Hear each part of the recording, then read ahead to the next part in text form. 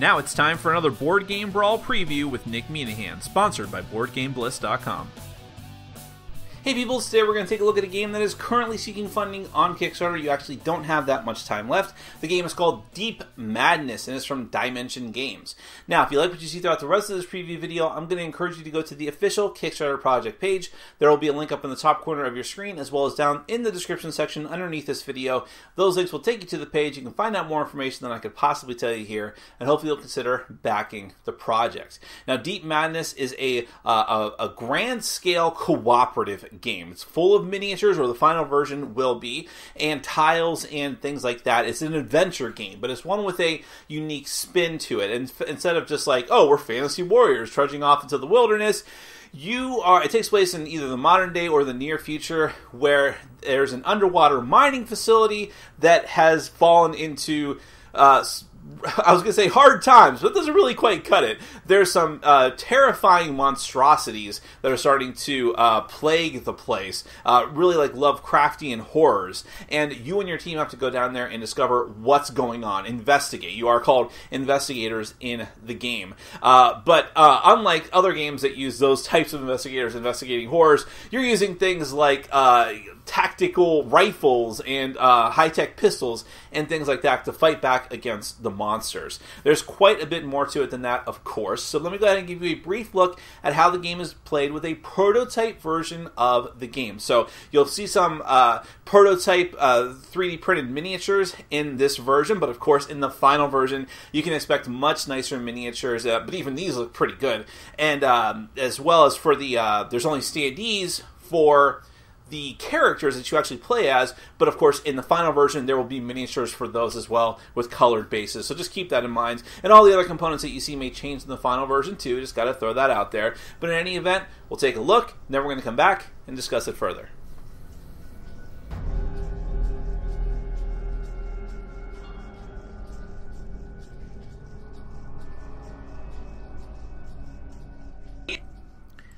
Deep Madness is a fully cooperative game for up to 6 players. The players take control of investigators who are trying to work their way through a deep-sea mining facility.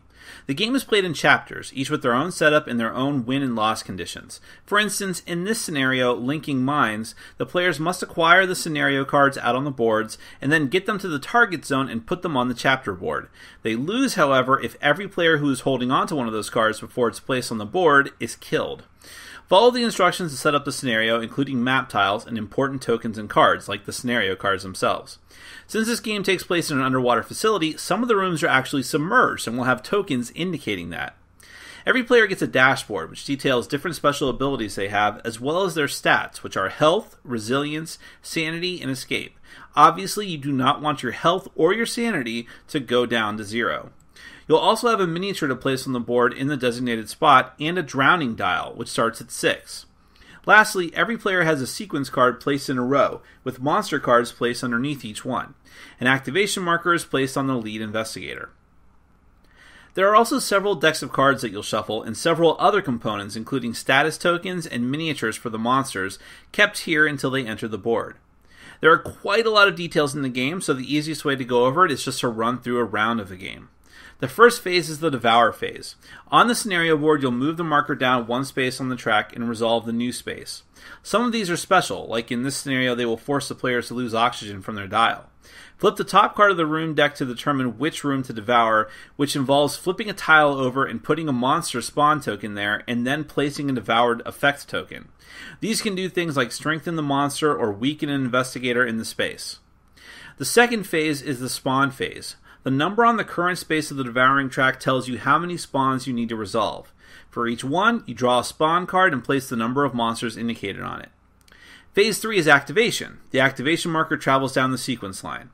It's character first, then monster, then character, and so on. During an investigator or character's turn, they can perform 3 actions.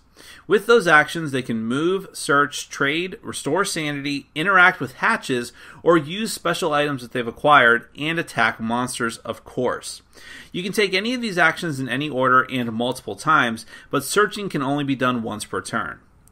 When the activation marker is on a monster, every monster of that type is activated in an order chosen by the players. These monsters are forced to take automatic actions as dictated by their cards. This could be moving, attacking, using their special actions, etc., but in almost all cases they're moving towards the closest investigator. Finally is the refresh phase, where end-of-round effects occur, investigators' cards are flipped back up, and the turn sequence changes so that the first player is now the last player and every other player acts one turn sooner. Players may search and find random search cards consisting of ability cards, equipment, melee weapons, and ranged weapons. Dice are what is used whenever tasks are required, such as attacking or holding a hatch closed against a monster. 5s and 6s on the dice are successes. Weapons in particular will tell you how many dice to roll and how much range it has. Investigators can move through and take actions in submerged rooms, but you will lose oxygen by spinning the drowning dial down.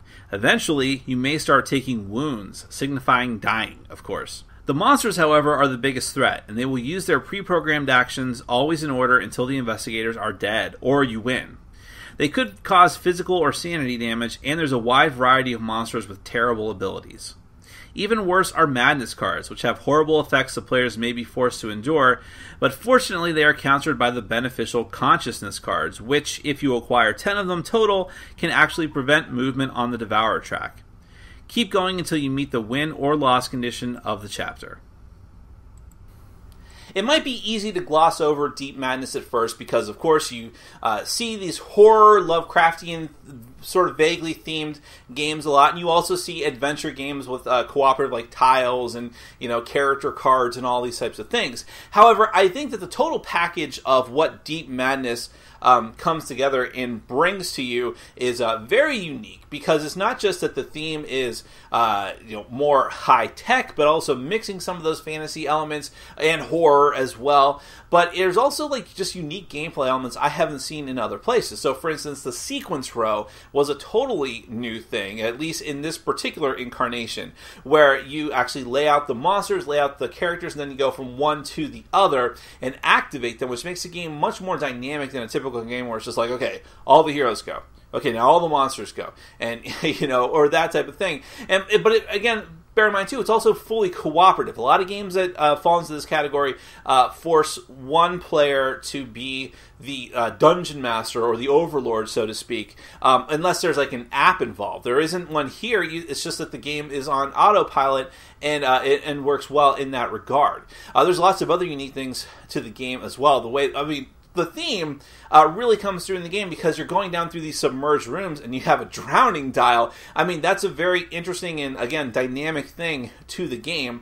And the whole aspect of the devoured room, so that as you progress through the different chapters and try to get to the scenario objectives, the sort of dark plague of these monsters just starts to twist the area, and things get worse and worse, and more of them come out, and you may be subject to a mental trauma and have to overcome it and have the consciousness cards and things like that. And again, all the while you're finding this really cool gear to fight back against them, and so on and so forth, trying to use your actions in the most efficient way possible, working together. Again, it's a fully cooperative game, so keep all of that in mind. And yes, of course, in the final version there will be really high quality miniatures for everyone, including the characters, and that's definitely something to keep in mind as well. So if you like any of these types of things, which is a wide variety of stuff, horror, fantasy, science fiction, cooperative games, games that have high quality miniatures, you definitely got to take a look at this one and find out for yourself